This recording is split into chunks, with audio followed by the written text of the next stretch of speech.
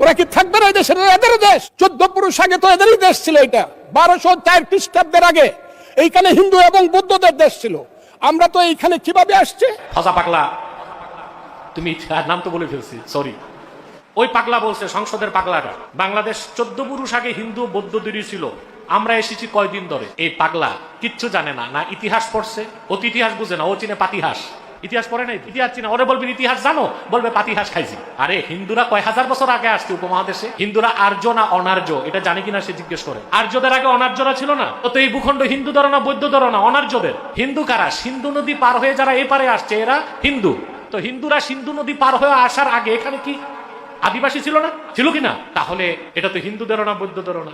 যদি অনার্যদের থেকে আর্য হিন্দুরা ভূখণ্ডের মালিকানা পায়, পরবর্তীতে তো হিন্দুদের অত্যাচার নিপীড়ন থেকে উপমহাদেশকে মুক্ত করতে মোহাম্মদ বিন কাসিম রহমতুল্লাহ ইসলামের ঝান্ডা নিয়ে বর্তমান দেবুল বন্দর, যার নাম করাচি, সেখান থেকে সোমনাথ হয়ে ভারতে প্রবেশ করছেন। হিন্দুদের অত্যাচার থেকে দলিত হিন্দুদের রক্ষা করছেন, মানবতাকে সমুন্নত করেছেন। তারপর শত শত বছর মুসলমান শাসন করেছে। বাংলাদেশ ইসলাম আসছে বখতিয়ার খলজির মাধ্যমে, তা 1000 বছর প্রায় হয়ে যায়। অতএব শুধু বাংলাদেশ আর পাকিস্তান না, গোটা সাবকন্টিনেন্ট হিন্দুস্তানের বৈধ মালিকানা মুসলমানের।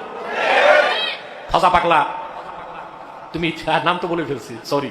তুমি ইতিহাস ভালো করে পড়ো আর এই হিন্দু প্রীতি বাদ দাও, নতুবা জনগণ একবার খেপে গেলে গণধোলাই থেকে বাঁচতে পারবা না। ওই 100 না 300 মূর্তি বানাক, আমি মুসলমান, আমার কি আইলো গেল? আমি তো ওটার দিকে তাকাই না। একজন বয়োবৃদ্ধ এমপি সংসদে বলছেন হিন্দুরা তাদের মূর্তি প্রয়োজনে 300 ফিট বাড়াবে, আমাদের মসজিদ 25 তালা বানাবো, তাদের পূজা তারা করবে, আমাদের নামাজ আমরা পড়বো। এখানে আন্দোলন মারামারি কেন করতে হবে? কেন বলতে হবে মালাউনরা দেশ ছেড়ে চলে যাও? এই লোকটাকে আপনারা চিনেন, তাকে পাগলা নামেই চিনে বাংলাদেশের মানুষ।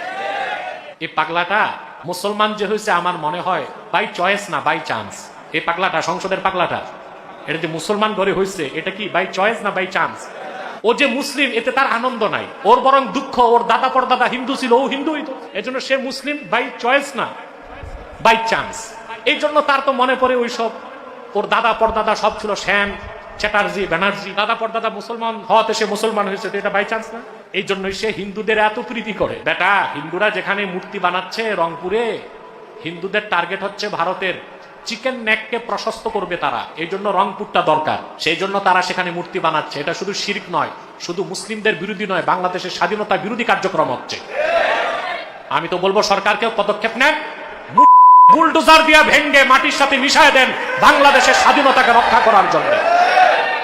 এটা স্বাধীনতার প্রশ্ন, এটা ধর্মীয় স্বাধীনতা না। এত বড় মূর্তি বানাবে ভারত যাক। হিন্দুদের অধিকার রক্ষা করতে যে মুসলমানের অধিকারকে তো খর্ব করা যাবে না। মুসলমান তো মূর্তিকে নাপাক মনে করে, দেখাটাকেও পছন্দ করে, তো 300 ফুট মূর্তি বানাবে কেন? আর তোমার যদি বাংলাদেশ ভালো না লাগে পাগলা, তুমি হয়